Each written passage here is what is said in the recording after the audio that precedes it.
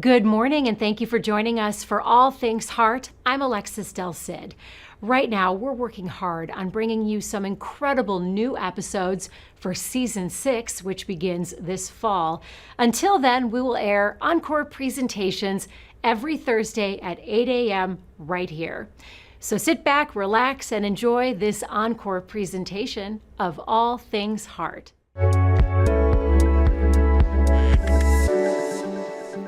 I tell people it's like we held our breath from the time we found out what was going on till the time we got home.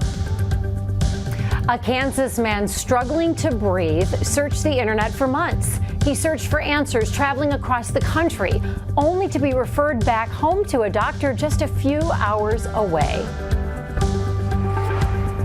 From the University of Kansas Health System. I am amazed. The team here is great. I came on a Tuesday, and then by Saturday I had a heart in me. I have never seen a group of people work together so good as this team of heart specialists. I mean, it's just unreal.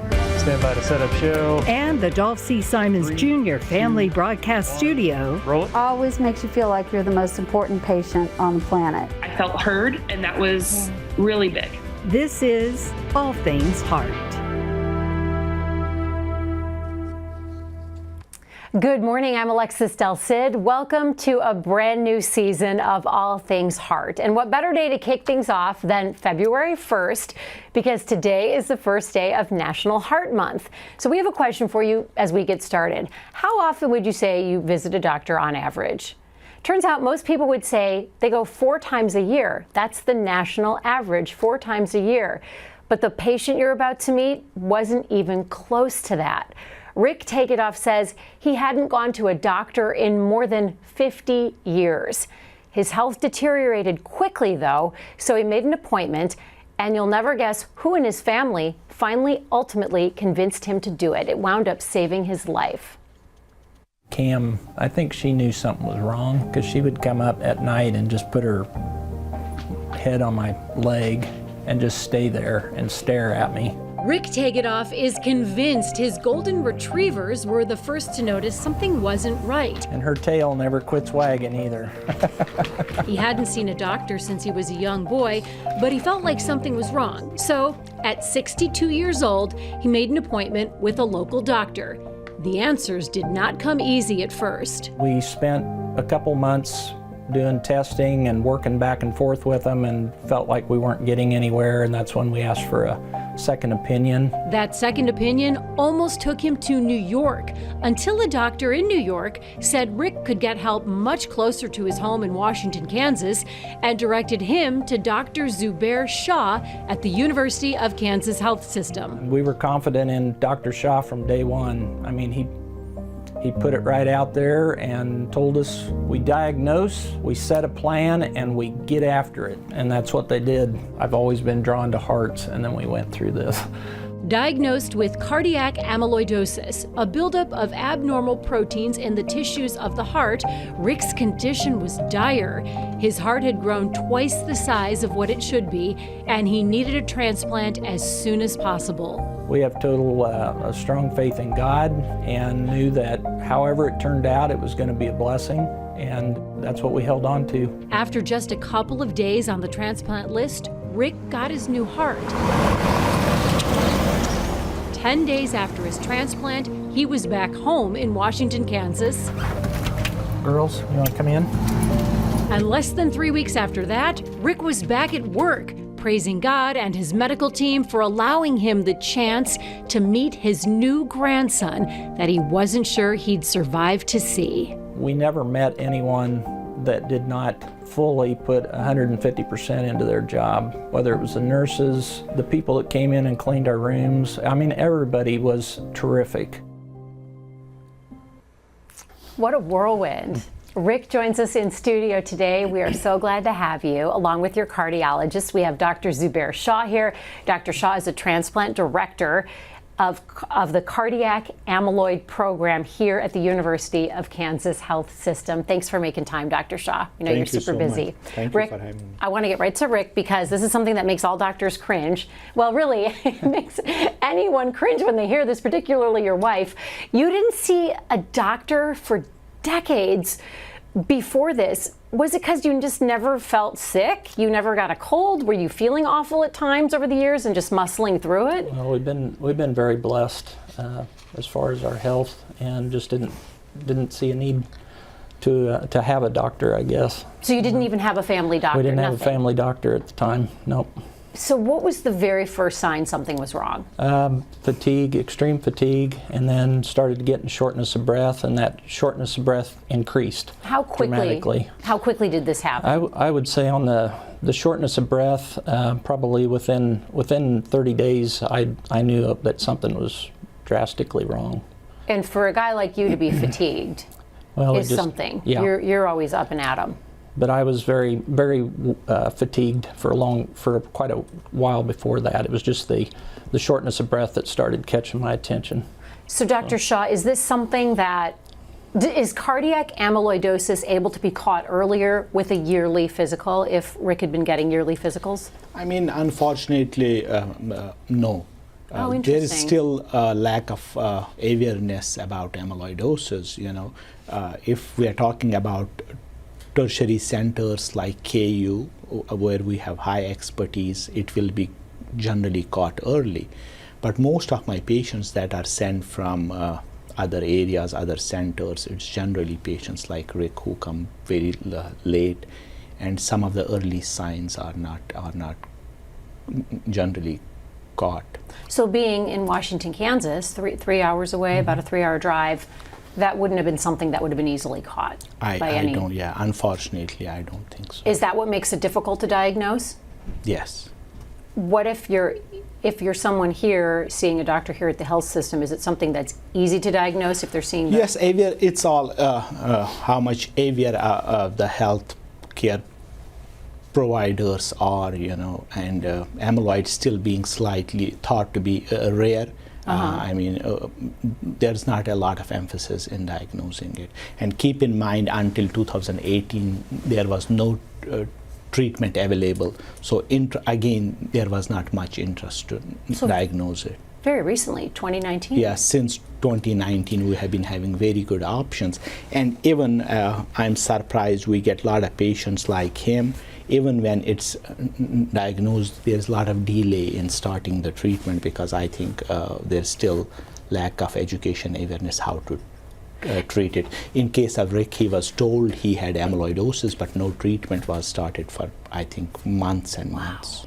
That's interesting to hear you talk about how there's a lack of diagnosis, because working here at the health system, I hear the word amyloidosis all the time now, and it's really synonymous with you, Dr. Shah. So we've got the expert here. So it's, thank God, you're within driving distance of Rick. I want to have a picture put up on the screen, because this picture is unbelievable to me. That's Rick's heart next to your fist. That's right. Rick, right. is this the first time you're seeing your heart? No, my wife had asked for a picture when we were there, and that was. Oh, your wife asked for it? Yeah, we got it right away. Were you like, thanks, Julie? Does it freak you out a little to see it? No, it's just amazing to me that it was even fitting in there. How big is a healthy heart next to your fist? So yeah, it's healthy heart is size of a fist, but his heart easily was 3 times in weight as well as size. And keep in mind what happens in amyloidosis is this protein. In his case, he had a amyloidosis we call TTR, transthyretin amyloidosis, and we all have this transthyretin protein. Its role is to carry vitamin A and thyroxine hormone. We all have this protein, but in some patients with age, this protein becomes unstable and breaks down, and these breakdown products is what build on the heart and make it bulky, make it bigger, and heart is unable to perform its usual function because of this protein buildup. Is it stiff? It's very stiff. Can't You're beat, right. so it's just like a hard very stiff. chunk, like twice the size of a fist. You're right. So, at what percent was Rick's heart functioning when you finally saw him? So his function was around 35%. Generally, the function drops at a very last stage of amyloid, and that's not the problem. The problem is, we have shown this in the past also, the amyloid builds at the cost of the cavity size, and heart is a pump, and we need a pump 150 ml cavity to pump that blood out. But what happens, this amyloid builds inside the heart, and the cavity size is smaller. Oh, so there's no way it can even move. That's right. That's right. And then there is no blood. There is no reservoir in the heart to pump anything out. So that's the bigger problem than function dropping, is the cavity size being smaller, and the amount of blood body needs, brain, kidneys, that drops significantly. So, Rick, when you were waiting those months to finally get answers, had your life come to a standstill? Were you still able to get up and walk, or were you bedridden? I worked up until the day I came in to. Oh, but you just felt miserable? You were just working exhausted? I still was working. I tell people I wasn't moving as fast, but I was still working. Yeah. And this was when you knew you needed a new heart? You were still up and... Oh, yeah. Is that recommended, Dr. Shah? He says he was still up and doing all his normal things, waiting. We generally let patients do activity as tolerated, but as I said, Rick was, when I saw him first time, I was surprised, very concerned for him. He came with end-stage heart failure. I still remember he had a lot of swelling in his legs. He was cold, and I immediately knew this is later stages of cardiac amyloidosis. So you described what happens during amyloidosis with the buildup of the proteins and the heart swelling. When it comes to what causes that, is it age or is it genetics? Very good. Alexis, it's both. Okay. It's both. So, as I said, we are at this point talking, let me start by saying there are 120 types of amyloidosis. 120. Depending on what protein builds up. Okay. But two most common are AL and ATTR. We discussed about AL. It's a cancer of the bone marrow where the excess protein is because of the cancer of the bone marrow. He didn't have that. He had TTR. TTR is built up of this transthyretin protein that we all have. It's a normal physiological protein. We call it a transporter protein because it carries vitamins and hormones from place A to place B. And once it has done its job, it's flushed out by kidneys. This protein is flushed out by kidneys. But to be flushed out, it has to be in its native shape, in its native form. So anything that will cause this protein to break down will lead to entrapment of this protein, because if it breaks down, it's not going to be flushed out by kidneys. And those fragments will break down, will start building on the heart, build on the nerves. So the problem is breaking down of this protein, instability of this protein. And thus far we have identified two reasons why protein breaks down. Genes, hereditary, they are born with unstable protein. We call that HATTR, hereditary transthyretin amyloidosis. Or for unknown reasons, with age, this protein becomes unstable. Does it make the heart transplant process more complicated? Absolutely. It's slightly challenging. Heart is thick. We have to choose a very good heart because keep in mind it's a slow process and has been going on some time, and it can take a toll on the lungs. It can increase the lung pressures, what we call pulmonary hypertension. So we have to get the lung pressures down and select a very good heart that can keep up with those lungs. When it comes to access to this kind of care, Rick, I'd love it if you could walk us through your journey, because you almost went all the way to New York for this before learning that there was an excellent doctor who does this for a living. This is Dr. Shah's thing, right in your own backyard. Yep. Are you amazed that it wasn't more readily known that this doctor was right here? Well, I'd never heard of the condition until that time, and our primary doctor had been corresponding with a doctor in New York about this because there was some talk of that amyloidosis, and she had referred us to KU because she knew that Dr. Shah was working on that, and we were overjoyed because when we first heard New York, we we didn't know how that was going to work. Expensive, Yeah, stressful. and then to find out that we could get this close to somebody that's specializing in it was a blessing, and it was a blessing that we got into to see him so soon after we had asked for an appointment. So your personal story is unique, but the story of patients thinking they were going to have to go far away for some sort of very specific treatment and then realizing, oh, it's right here, here in Kansas City, is it happens quite a bit where doctors from far away are referring their patients here. So it's really a huge benefit for people who actually live in this area. Dr. Shah, you talked about the genetic component. Does that mean Rick is at risk of having this happen again with his new heart? Yes, excellent question. So first I want to make it clear that in his case it was age related. Great, Yes, so that it was means but none of his still, family members None would of his be- family okay. members are at risk, but his protein is still unstable. So there's a risk it will Could get happen. deposited on the heart, and for that we have put him on the treatment.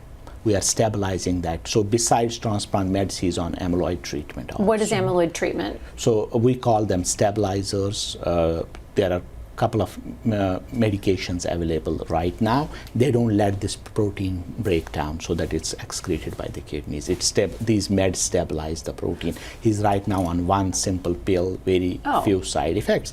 And that's what I was saying. Generally speaking, if you start treatment on time, patients generally do good and don't need transplant. But unfortunately, in his case, he came very 50 late. years too late. He came late. Well, maybe 10 years too late. How long was this brewing, do you So think? generally, a good guess is a carpal tunnel syndrome. Same protein builds on the wrist, and generally, this is one of the first clinical sign that patients are having amyloidosis. A heart problem, as if their wrists are hurting. Amyloidosis. The important clue is it has to be on both wrists, because generally we always see carpal tunnel, especially in this modern age when we are using phones and computers.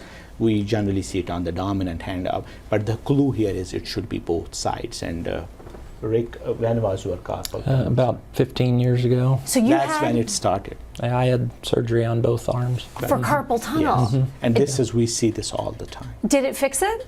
It took care of it. Yeah, because I was to a point where I was having trouble sleeping at night. But didn't take care of, obviously, the root cause, which was your heart. So do you have hand doctors often refer their patients to you? Yes, we now send the samples. We are raising awareness among our orthopedic colleagues, hand surgeons. And the best thing to do is when they do the carpal tunnel release surgeries, we ask them to send those samples for amyloid staining.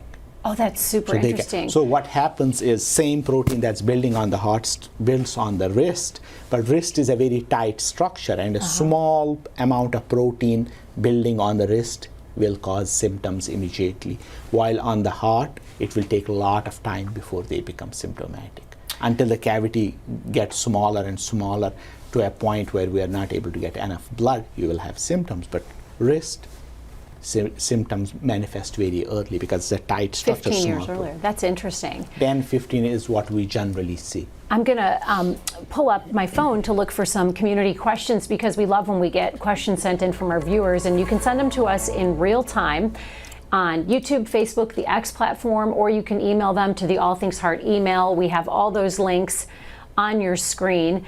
We want to go to the questions right now. I have a question, though, for you before I get to some of these. They're great. Dr. Shah, if someone watching right now has carpal tunnel in both their wrists and they're not seeing a doctor here for the carpal tunnel, what do they ask their doctor for? When they go in, what is it they ask to be tested? So, I mean, as I said, the most common clues are bilateral carpal tunnel syndrome. Sometimes patients have lower back pain also because same protein starts to build in the spine, lower spine also. So those are the two important clues. If patients have carpal tunnel and on top of that do have some spinal stenosis also, they should talk to their primary care physician. And I think the first starting test is send them to cardiologist and an echocardiogram. Okay. Because we'll see more thickness in the heart. So if you have carpal tunnel in both your wrists, ask for an echocardiogram, ask for a referral. Yes. That's really valuable information. Dean Huff wrote in on Facebook. He would like to know if you could describe the relation between amyloidosis and myeloma. Yes. And then what's myeloma for our viewers, So yeah, as I said, there are different proteins that can build up on the heart or in the body and can cause amyloidosis. We were talking about transthyretin protein, but there are other ways we will have protein buildup, and multiple myeloma being one of them. So what happens is a cancer of the bone marrow, where cells that make our antibody become cancerous. We have too many of those cells, and thus we have too many antibodies. And if those antibodies build up on the heart or nerves, we call that AL, amyloidosis. So myeloma, in short, myeloma can also cause amyloidosis. It's a different type of amyloidosis. It's a cancer, and it happens by building of antibody fragments on the heart or nerves. James wants to know, what other methods can you use to treat cardiac amyloidosis? You mentioned a pill, and Yes. that can help avoid the transplant? Currently, FDA has approved either a pill, we call it stabilizer, it's tafamidis. It's sold under the trade name tafamidis. It's for people who have age-related cardiac amyloidosis. If patients have hereditary amyloidosis, they are born with abnormal protein, they have nerve involvement, then we use silencers. We have these are shots that we give subcutaneously every 3 months, Amvuttra being most commonly used. And now we have other FDA-approved Vanuva.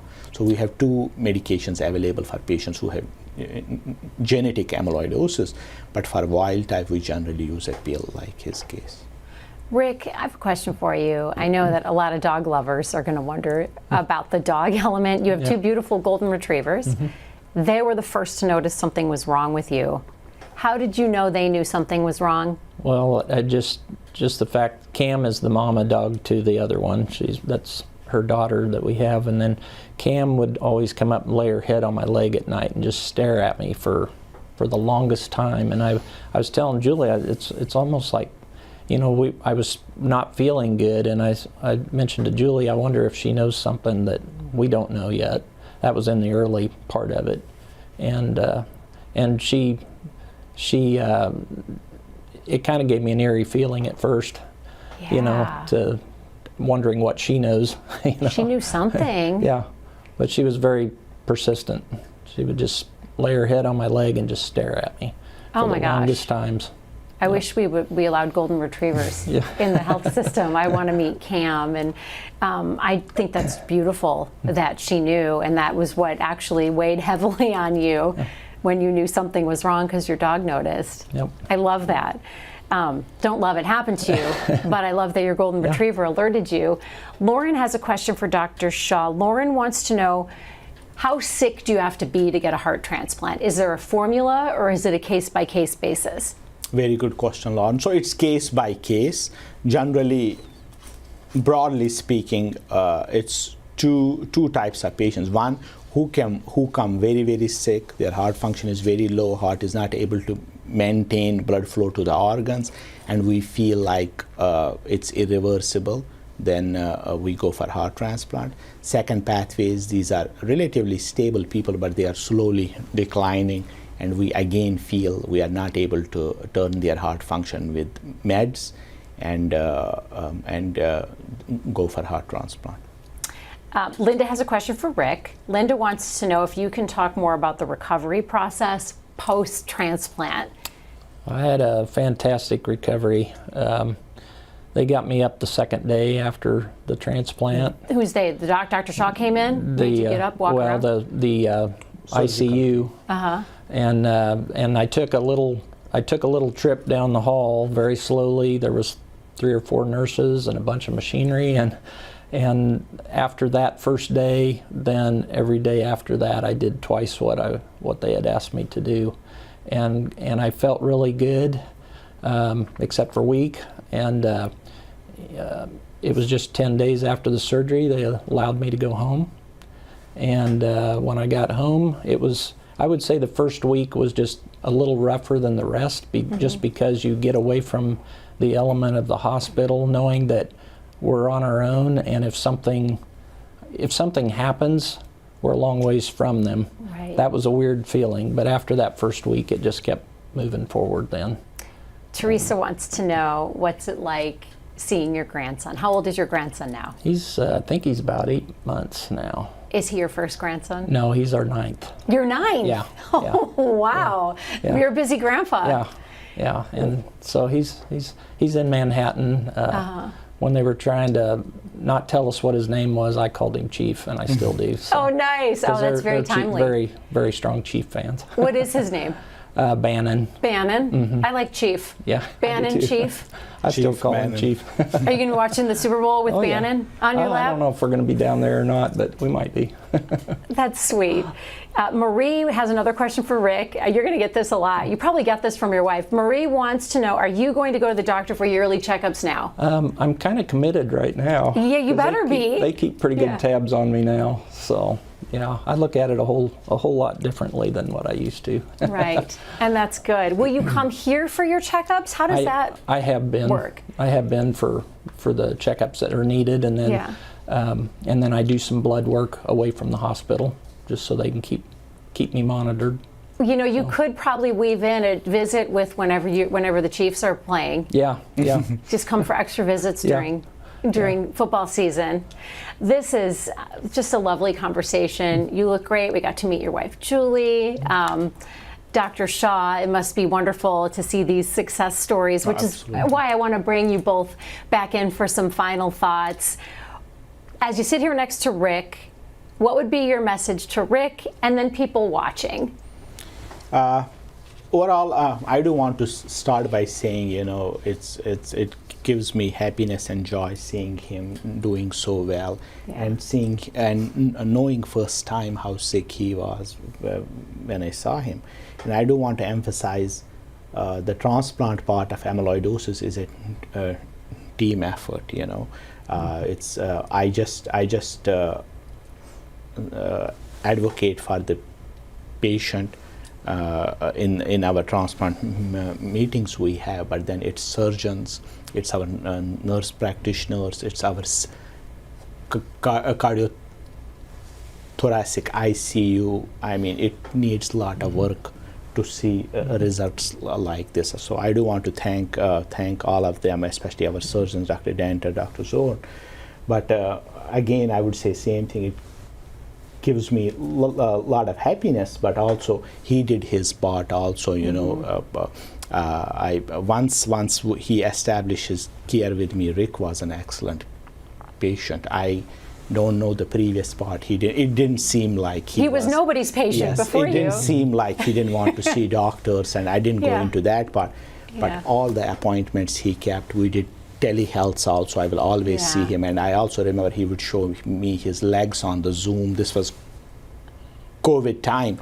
He will raise his legs, and so it was slightly challenging to follow on him and everything. And we kind of initially 1-2 months tried to see how he will do, and he kept his part very well. So it was easy to advocate for him and get transplant done. And post-transplant, again, he has done so well, and part of it is the compliance they have to follow, because post-transplant they have so many office visits, biopsies, right heart caths, initially to make sure the graft, the donor heart is doing good, and he has done all of that. So overall, I'm very proud of Rick. It's a privilege taking care of him. He's a gentleman. Rick, you get an A+ from Dr. Shaw. I appreciate that. What would you like to say to Dr. Shaw, or people watching who might be in the shoes you were in not long ago, where they just haven't felt like they needed to see a doctor? I guess I would say that don't ignore the signs if you're having issues. In my case, I don't know how much longer I could have kept going without being checked into. I also want to say that the entire staff at the hospital, it didn't matter whether it was somebody cleaning my room or the nurses or the doctors, they never left the room without asking if they could do something for you. And I so much appreciated that. And I also want to thank the donor family. which is a very important part of this process. I look at each day at how can I live my life so that I honor that gift, and I want people to know about amyloidosis because it's relatively new, and the signs are similar to other things that we've got going on. Carpal tunnel. And I just appreciate the ability to be able to communicate it. We were able to have a testimonial at my church for the community after, and I shared with them what amyloidosis was and the signs, and I've been able to mentor to another transplant patient. Oh, wow. And so I really much appreciate the opportunity. You're taking this journey and using it to help people. Yeah. With such gratitude. Yep. I want to help as much as I've been helped. We love that. Yeah. That's really beautiful. We love hearing and sharing the incredible work that doctors like Dr. Shah do. And something fun we also love doing is sharing with our audience of what life looks like for our doctors outside the hospital walls. Now for a secret look into the guardians of healthcare at the University of Kansas Health System, let's go behind the mask. Okay, Dr. Shah, we know that Rick is a proud grandpa of 9. You're a pretty proud dad of this guy. Tell us about your boy. So yeah, Sammy Shah is 14 now, everybody. So as you know, he's a typical 14-year-old kid, and plays soccer, wrestles also, and is a big Chiefs and Royals fan. Sports, and more sports. Sports. And this one of the pictures we went for Royals game, but the other one you will see, this was the Chiefs coldest day. But yes. Wait, that was this January? Yes, you went to that game? Yes. You were one of the wild super fans in the. So he made me. I didn't want to do it, but you did it. Yes, he has to. He generally tries to attend most of the games, and we were on the top, and it was so crazy. Cold. But he's a diehard Chiefs fan. Right, and so you went and braved the cold. He looks very happy. He doesn't look cold. Happy. I was shaking. That's why we don't have too many pictures. It was difficult. I only got that one. Mitten off to click your phone, and then you were done. Yes. Well, that's great. Thank you for sharing Sammy with us briefly. I know 14-year-old boys don't want to be on TV very much. True. But I'm not thank you for doing that. And if you're sitting here watching today's program and you're concerned about your own heart health, there's a very easy heart health assessment that you can take. Scan the QR code you see on the bottom right portion of your screen. It will ask you to input your age and then some basic health and exercise questions, along with your blood pressure and your cholesterol. But then it will spit out some results pretty immediately. It will identify if you're low, moderate, or high risk of heart disease. And if you don't know your cholesterol or your blood pressure, that's why you need to see your doctor at least once a year. Rick? Amen from Rick there.